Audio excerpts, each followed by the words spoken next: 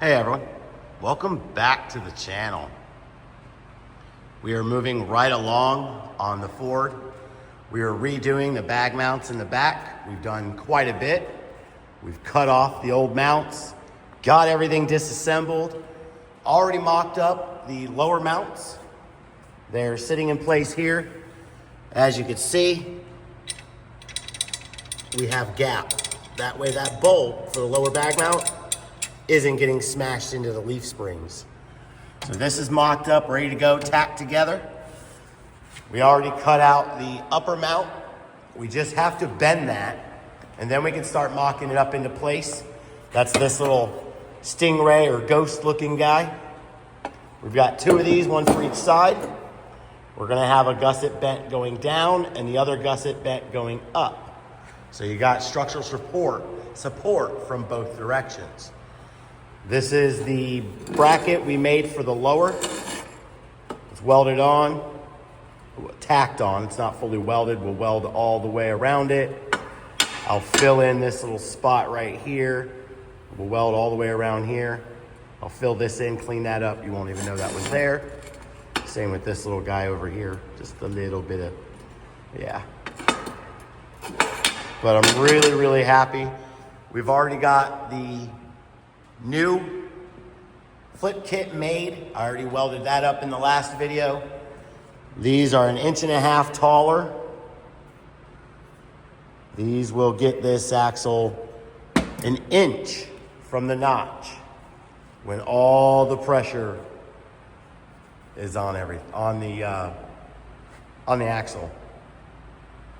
The bag mounts, instead of being limited in the space, I only have to the top of here. So when the bags go in there, I only have a little bit amount of space. I can't, you know what I mean? I can't gain anymore.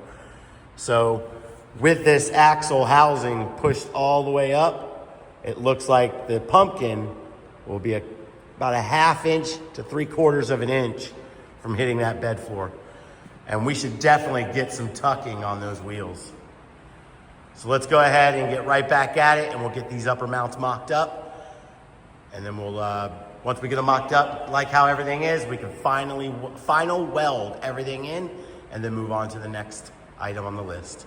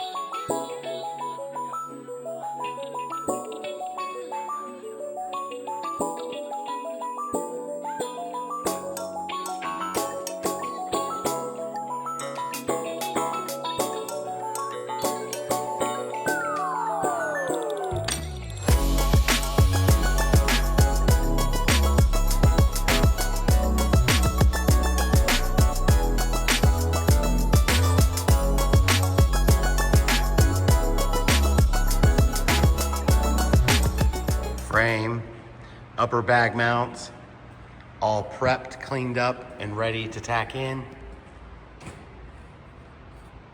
The upper bag mounts have been cleaned up. Prior to being cleaned up, they were bent. I need to try to remember to prep the material before I bend it. That'll make it a little bit easier. So next I need to get the rear up on jack stands. We'll get that up out of the way. Then I'll rebolt the leaf springs and we'll get that jacked up all the way so we can get the right angle to where we're gonna mount these upper back plates. And then we can move forward. That bender, I'm really, really happy with it. Works really well for this thicker stuff. It's gonna get a lot of use.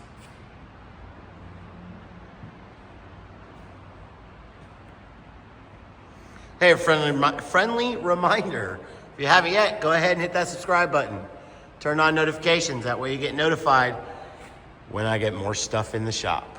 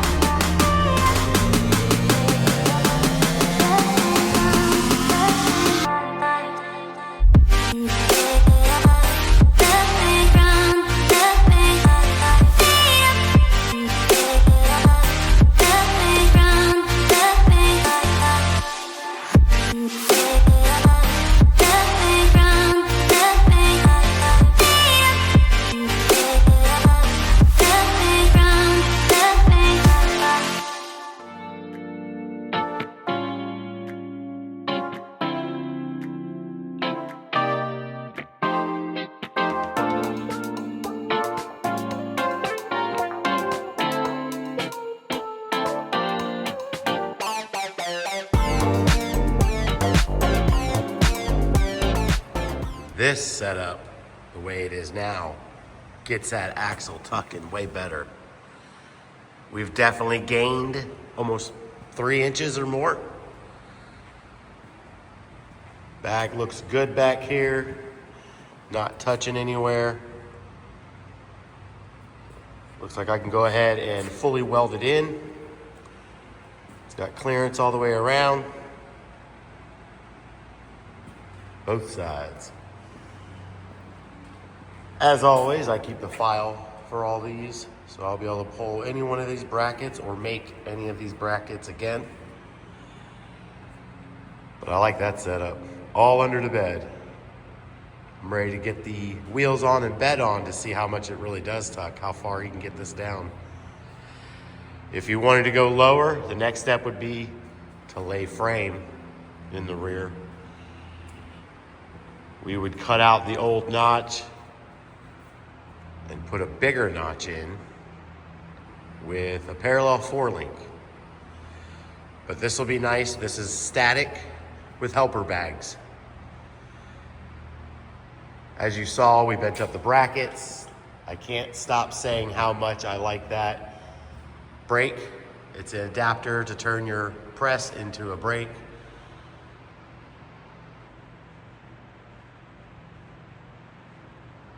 You guys watched me use it earlier. So now I'll disassemble the bags. We'll take them off. We'll weld those plates up completely. I'm going to take off this bracket and we're going to mount everything differently because currently those are just barely sitting above the notch. And that's the bed floor, so we don't want that, so we'll relocate those out of the way as well. Yeah, I really like that. The bags, normally they use single sleeve bags. Those are not a comfy ride when you have them aired up. So I like to use these bags.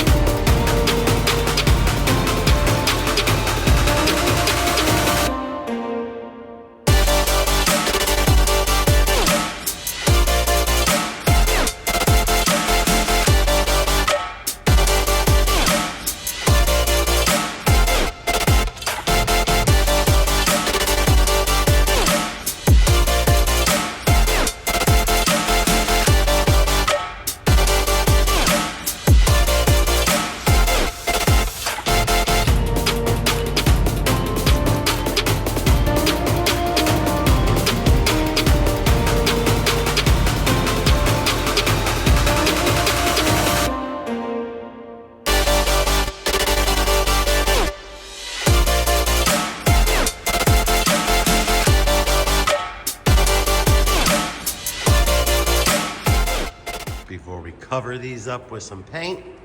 Show you some of them welds. You know how it be. All right, I'm gonna go ahead and paint those. Before we reassemble anything, we're gonna go ahead and round those little points right there on each one. Make that to where there's nothing sharp on there. Then we're gonna put everything back together. And then we're gonna go ahead and get working on the shock extenders to see if we need to do those. If I need to do those, we'll draw those up, cut them up, weld them up. I'm also gonna go ahead and change the fitting on the bags. The 90 is just gonna be, because these aren't square, these are gonna be kind of aiming down, and that line's gonna be a pain. So I'm just gonna do a straight one, and that way that 3/8 line can just curve, and I'll attach it to the frame, and then it'll go to the top. Well, it'll actually go right up here, around, and into the manifold on each side.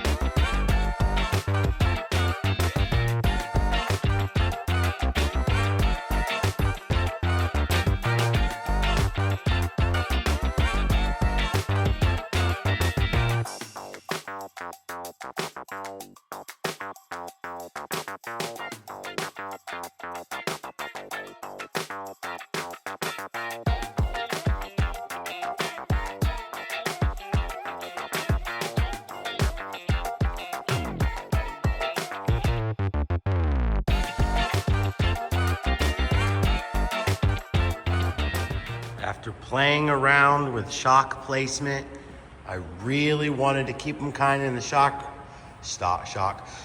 location. That's not gonna work. The angle with the sway bar and the fuel lines are in the way on that side, and it's just too many things are in the way. So I'm going to start drawing up a shock relocation kit. Now that I have that bender, I can go ahead and start making all the pieces I need to make one. So let's go ahead and go inside in the office, get on the computer, and start drawing one up. Hey, friendly reminder, if you haven't yet, go ahead and hit that subscribe button. Turn on notifications or ring that bell. That way you get notified when projects come back to get lower. Or we're updating other jobs, we're doing notches. I do quite a bit of work here. If there's something you want to see me work on, let me know. That way I can give you guys some pointers. And you already saw about that axle housing. Chop, chop.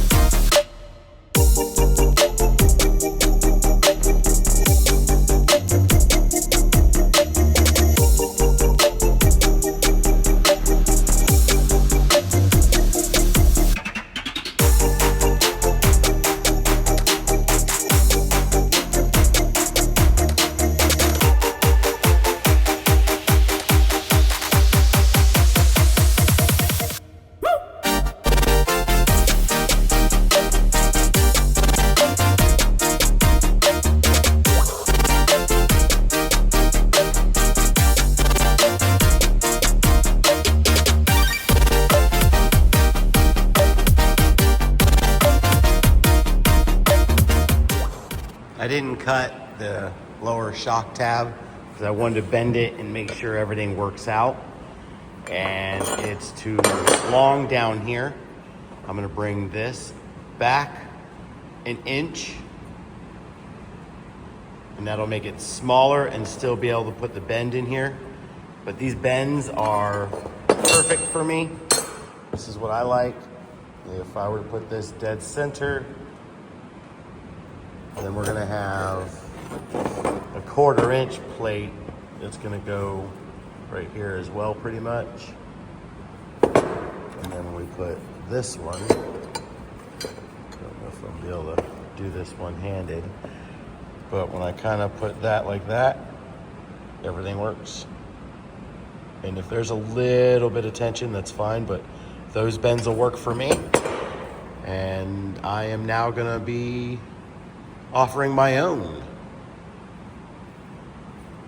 shock relocation kit in-house. So there's quite a bit of parts I can now do in-house instead of having to order. But let's go inside and go ahead and redraw those up. All these work out perfect. I've already checked this one on the axle, and it is perfect. No gap, just like how you want.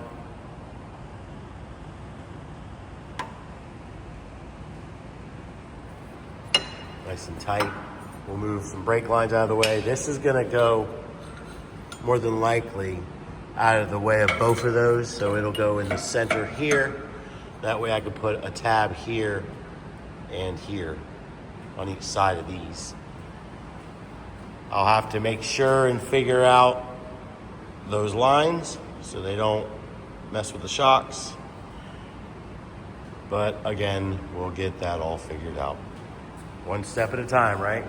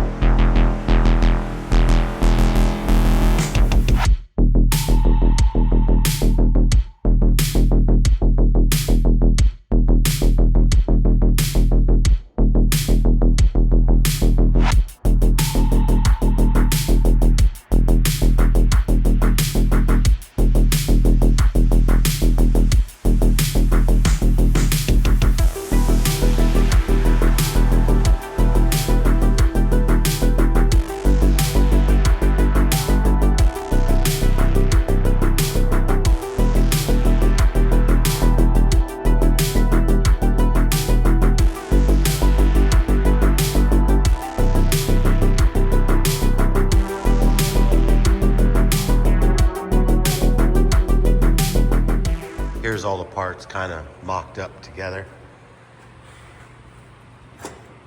As you can see, the gap there for the shock to go into. This goes on the axle housing.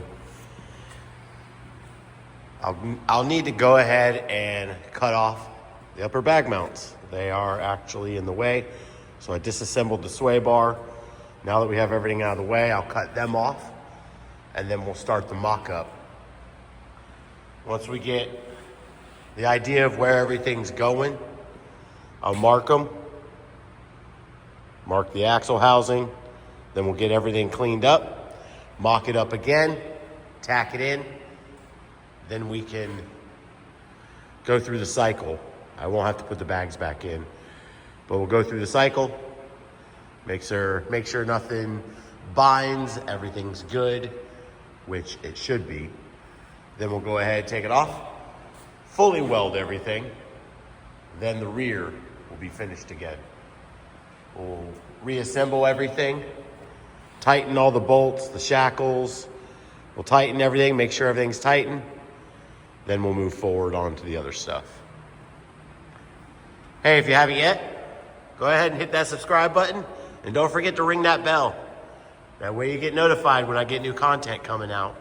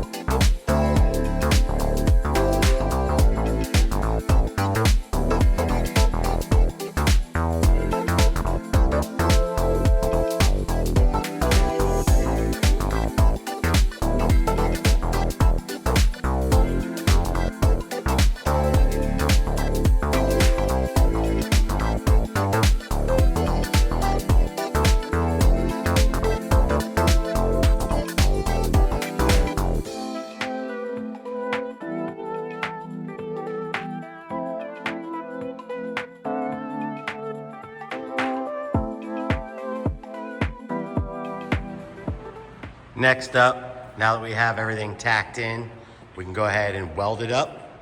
We've already cycled it up and up, made sure the numbers were where we want them, and then all the way extended where the numbers are within where we want them. We've already squared it up on the axle, squared it up with the pinion. Like I said, now we can go ahead and weld it up. As you saw, we've already cleaned up the axle, the tube, the tabs are getting welded onto, and they're nice and shiny and ready to go. Once they're fully welded, we'll paint them, start reassembling everything, and get the rear finished. Then, like I keep saying, we'll move on to that pressure switch, get that swapped out, either go inside and go ahead and do the gauges, the pressure, the switch box.